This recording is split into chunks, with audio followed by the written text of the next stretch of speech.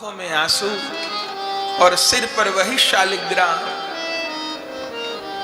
उधर महाप्रभु जी जगन्नाथपुरी में जगन्नाथ जी में समाये थे और उसी समय गंडकी जी से प्रकट हो गए थे कुर्माकृति शालिग्राम के रूप में। गोपाल भट्ट जी लेके आए।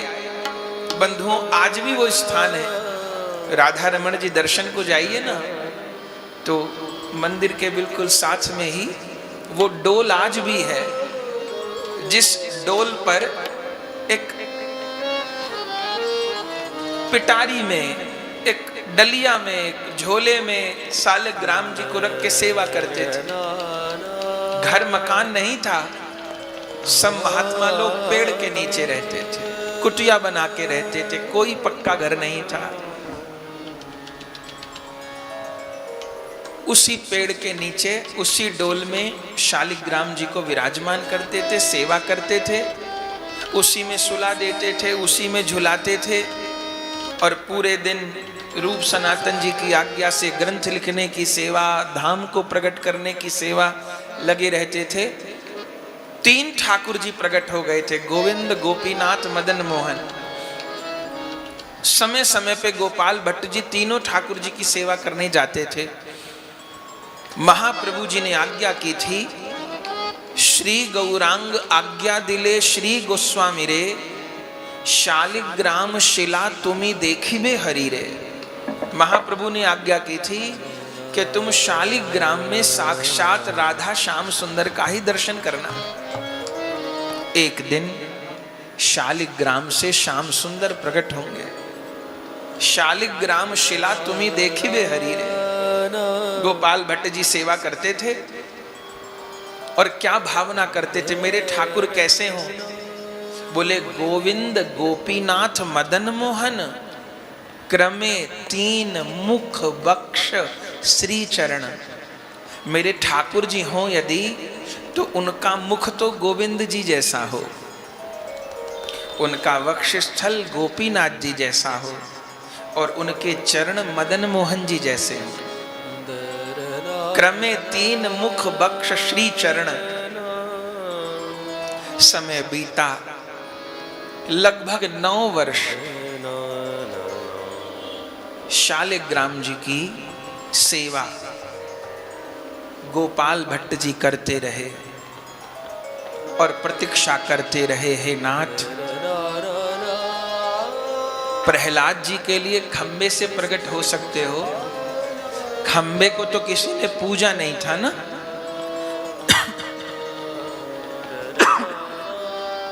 खंबे की पूजा थोड़ो की थी प्रहलाद जी ने।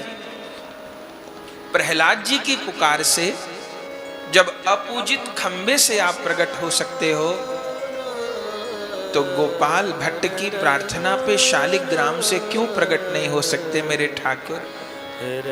मेरे गौर हरि का वाक्य सत्य करो। महाप्रभु जी ने पत्र में लिख के भेजा था, श्री गौरांग आज्ञा दिले श्री गोस्वामी रे, शालिग्राम शिला तुम्ही देखिबे हरि रे। गोपाल भट्ट जी सेवा करते थे और रात दिन रोते थे, गाते थे, रोते रहे, गाते रहे गोपाल भट्ट गोस्वामी पाद।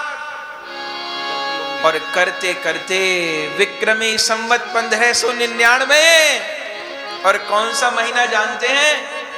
जिस महीने में आप ये कथा सुन रहे हैं, कौन सा महीना चल रहा है? बैसाख चल रहा है।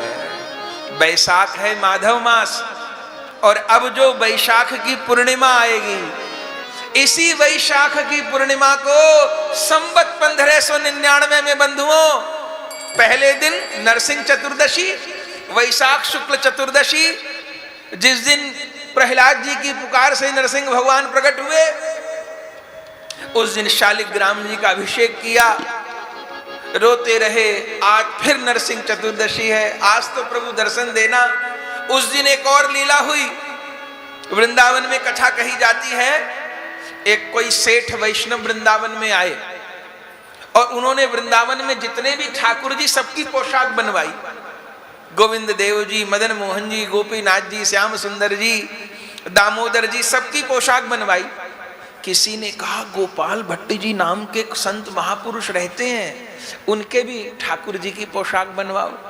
आए, गोपाल भट्ट जी से कहा अपने ठाकुर जी का दर्शन कराइए, उनकी पोशाक बनवाएंगे। गोपाल भट्ट जी ने कहा मेरे तो शालिग्राम है, वो पोशाक कहाँ पहनते हैं, उनको तो एक बिछाने को एक ओढ़ने को चाहिए, पोशाक कहाँ। पोशाक तो वो ठाकुर पहनेंगे जिनके हाथ पांव होंगे, मेरे ठाकुर जी नहीं है। नरसिंह चतुर्दशी को पूरा दिन गोपाल भट्ट जी रोते रहे। बंधु, ऐसी घटना इतिहास में घटी नहीं। या तो सतयुग में प्रकट किया था प्रहलाद जी ने, या हमारे गोपाल भट्ट गोस्वामी जी ने प्रकट किया इस कलयुग में। ऐसी घटना दोबारा घटी नहीं इतिहास में। बंधुओं, नरसिंह चतुर्दशी को संध्या में अभिषेक किया, शालिग्राम जी का फिर पिटारी में रख दिया। रात भर रोते रहे गोपाल भट्ट जी, मुझे दो दर्शन, मुझे दो दर्शन, मुझे दो दर्शन। महाप्रभु ने आज्ञा की है, शालिग्राम शिला तुम्हें देखी बेहरी रे कब प्रकट हो गए। रोते रोते रात बीत गई, पूर्णिमा का दिन आ गया, और जैसे सवेरे शालिग्राम जी की सेवा करने गए डोल के नीचे, तो क्या देखा, और डलिया में शालिग्राम जी नहीं है, डलिया में राधा रमण लाल लेटे हुए हैं। कहिए श्री राधा रमण लाल की जय हो, श्री गोपाल भट्ट गोस्वामी पाद की जय हो, श्री कृष्ण चैतन्य महाप्रभु जी की जय हो। शालिग्राम नहीं है, राधा रमण लाल लेटे हैं। दर्शन करिए राधा रमण जी का। बंधुओं, ऐसा ठाकुर देखा नहीं होगा जो ठाकुर हंसता हो। हंसते हैं हमारे राधा रमण। कभी 2 दांत दिखाई देते हैं, कभी 4 दांत, कभी 6, कभी तो पूरी 32 दिखाई देती है। दर्शन करिएगा, ठाकुर हंसते हैं महाराज। भोग लगने से पहले झांकी कुछ और है, भोग के बाद कुछ और है। दांत दिखते हैं ठाकुर जी के, वो तो आज भी हो रहा है, रोज हो रहा है। ठाकुर जी की पिंडलियों में नसों का दर्शन होता है, ठाकुर जी के चरणों में नखों का दर्शन होता है। राधा रमण लाल प्रकट हो गए। गोपाल भट्ट जी सेवा में पहुंचे, जैसे राधा रमण जी को देखा प्रेम में मूर्छित हो गए। राधा रमण लाल जी बंसी बजा रहे थे, राधा राधा गा रहे थे, लगा साक्षात मेरे गौर हरि। रामदास बाबा जी कहते हैं गौर हो लो राधा रमण, गौर ही राधा रमण के रूप में प्रकट हो गए। सारे वृंदावन में समाचार फैल गया, रूप सनातन गोस्वामी पास समाचार गण एकत्र हो गए, और वहीं डोल में राधा रमण लाल जी का दिव्य अभिषेक हुआ। दिव्य श्रृंगार, दिव्य भोग, आरती, और राधा रमण लाल जी का दिव्य प्रागट्य उत्सव मनाया जाने लगा। आइए हम भी उत्सव मनाए, राधा रमण लाल जी का जय जयकार हो गई, सब गाने लगे रहे हैं राम। गोपाल भट्ट जी की समाधि भी निकट में विराजमान है, और जब ठाकुर जी प्रकट हुए तो ठाकुर जी की रसोई बनाने के लिए गोपाल भट्ट जी ने उस समय लकड़ी का घर्षण करके अग्नि प्रकट की।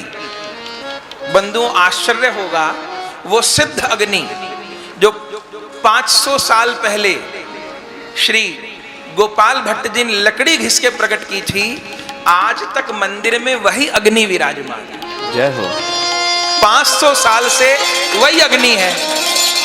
ठाकुर जी की रसोई, दीपक, सब काम उसी अग्नि पे होते। वही 500 साल पुरानी सिद्ध अग्नि, अभी तक उसमें लकड़ी देके उस अग्नि को सुरक्षित रखा गया है। और राधा रमण लाल दिव्य रूप में विराजमान है, भक्तों को दर्शन दे रहे हैं। तो ठाकुर जी प्रकट हुए, और फिर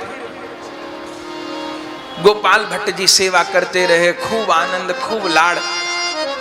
फिर गोपाल भट्ट जी को चिंता हुई कि सेवा चलती रहे, ऐसी व्यवस्था की जाए। तब गोपाल भट्ट जी के 2 शिष्य थे, श्री गोपीनाथ जी और श्री दामोदर जी।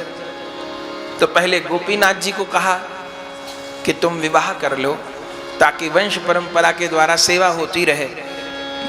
गोपीनाथ जी विवाह नहीं करना चाहते थे। तब उनके बड़े भाई दामोदर गोस्वामी जी, उनको आज्ञा की। तब दामोदर गोस्वामी जी ने विवाह किया, और उन्हीं से राधा रमण जी की जो गोस्वामी परंपरा है वो चली, जो आज तक विराजमान है। और राधा रमण लाल की उसी रीति नीति से दिव्य सेवा संपादित हो रही है।